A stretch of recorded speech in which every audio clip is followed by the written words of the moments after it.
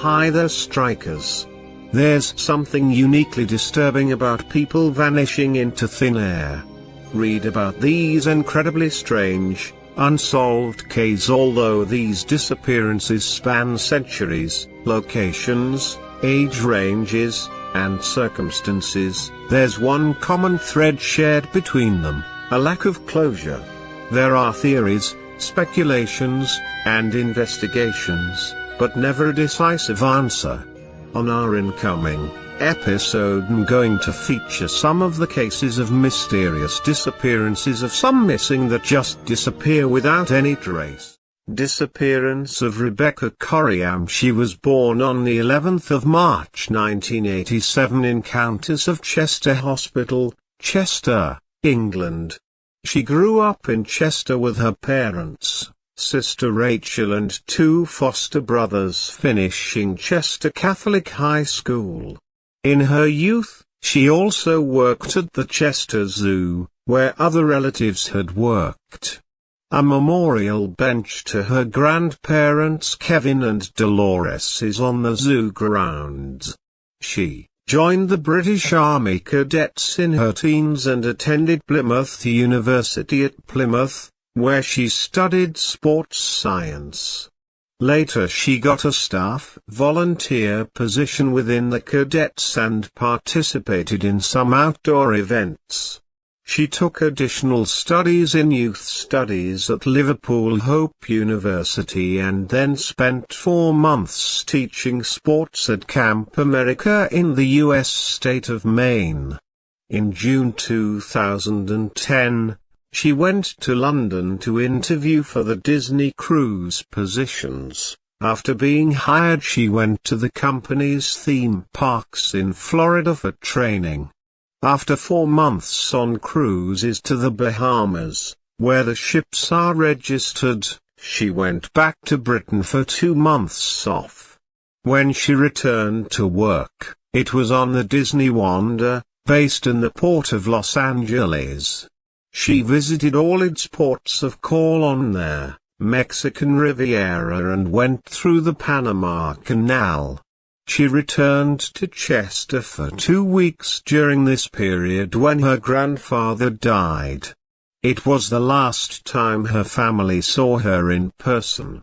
Early on the morning of the 22nd of March 2011, Rebecca Corriam, born the 11th of March 1987, a British crew member on the cruise ship Disney Wonder, was captured by CCTV in the crew lounge, having a phone conversation that appeared to be causing her some emotional difficulty.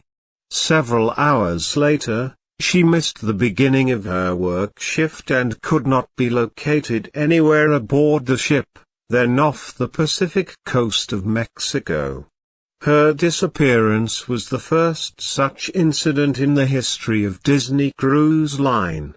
Corriam returned to the Wonder and her duties as a youth worker, maintaining contact with her family via Facebook and Skype. 6 weeks later, on the 21st of March 2011, the day the ship left Los Angeles, she sent what would be her last message to her parents via Facebook, saying she would call the next day. Her mother grew concerned when, following her reply, 12 hours went by without a response. At 9 a.m.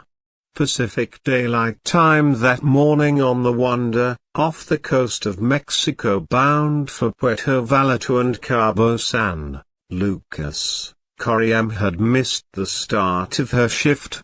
She was not in her room or anywhere else on the ship, and did not respond to pages over the ship's public address system. A review of CCTV footage found one appearance of her, timestamped 5:45 a.m., an early, unverified account, purportedly from another crew member, claimed she had gone overboard at 3 a.m., nearly 3 hours earlier. In the video, Corriam is talking on one of the ship's internal phones in a crew area. She appears distraught. A young man walks up to her and appears to ask if everything is all right. Her mouth can clearly be read to be saying yeah, fine, after which she hangs up. She then walks away, pushing her hair back and putting her hands in her back pockets, mannerisms her parents say were common for her. There has been no record of her presence anywhere since then. The crew searched the ship for her. Ships of the U.S. Coast Guard and Mexican Navy 7 searched the international waters 1, through which the Wanda had been sailing during the hours in which Coriam could have gone overboard, if that was what had occurred. They likewise found nothing. Since the Wanda is registered in the Bahamas, a detective from the Royal Bahamas Police Force, RBPF, flew to the ship to investigate once it had returned to Los Angeles, 3 days after the disappearance. He was reported to have undertaken several days of onboard investigations. Mike and Maria Coriam, Rebecca's parents, were flown out from England to meet the ship when it returned. They met the Bahamian detective and said he told them he had spent only 1 day on board investigating before flying back home. The detective also told them that he had interviewed only a few crew members, and none of the passengers. The Coriams claimed Disney kept them in a car with blacked-out windows and brought them on board via a little used side entrance after all the passengers had disembarked. The Wanda's captain gave his condolences and expressed his theory that Rebecca had been washed overboard by a wave while at the crew pool. A theory the Coriams doubted due to the high walls around it. After that, they were taken to a meeting with Disney executives and the woman Rebecca had been speaking to on the phone. On the day before the first anniversary of her disappearance, her father received an email from a woman who claimed she had seen Rebecca with a dark-haired man on the street in Venice the previous August. The woman said she was 85% sure it was Rebecca, and seeing the family's website had roused her memory. It was just an email, but it seemed legitimate, said her uncle. It was very upsetting for everyone to think she could be out there somewhere after all this time. He wondered how she could have got there without her passport, which had been among the belongings her parents had recovered from her quarters. Since Rebecca was not found on the ship despite a thorough search, investigators concluded that she went overboard, possibly as a result of a rogue wave. The Coriams and their lawyer say they never received a copy of the final report as they were promised by the Bahamian police. British detectives who did receive it have refused repeated Freedom of Information Act requests for a copy on the grounds that it contains restricted personal information. A crew member told Ronson that the call was taped. Several others believed it was with a romantic partner. She was in a relationship, and there were problems, and it was upsetting her, Melissa told Ronson.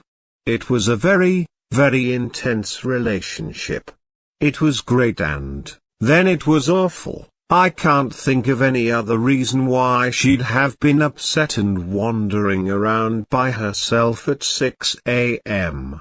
However, she says Coriam was on the phone not with the partner but a mutual friend. On the anniversary of Rebecca's disappearance, her parents told the Liverpool Echo that they heard the names of a young woman and older man on the ship mentioned as possibly being involved in a love triangle with her, and called for them to come forward. They also disclosed that they had heard Disney had sent some additional footage to the FBI for enhancement, but could not say what that footage might contain. They recall her personality is constantly cheerful and upbeat, traits that got her the Disney job in the first place. When her parents visited her quarters after the disappearance, they found passes she had obtained for them and her sister to visit Disneyland Paris, a gift trip she was apparently planning to surprise them with on her next break at home. These plans, as well as her continuing Facebook exchanges with her mother, argue for them against suicide. Melissa, who had last seen Coriam at 11 p.m. the previous night, told Ronson that she believed Coriam went out to the crew pool, one of her favorite places on the ship, to be alone and relax for a while. While there, she might have climbed up and sat on the wall, and then fallen. Bex was a bit of a risk-taker, she said. And this is the first part of the story.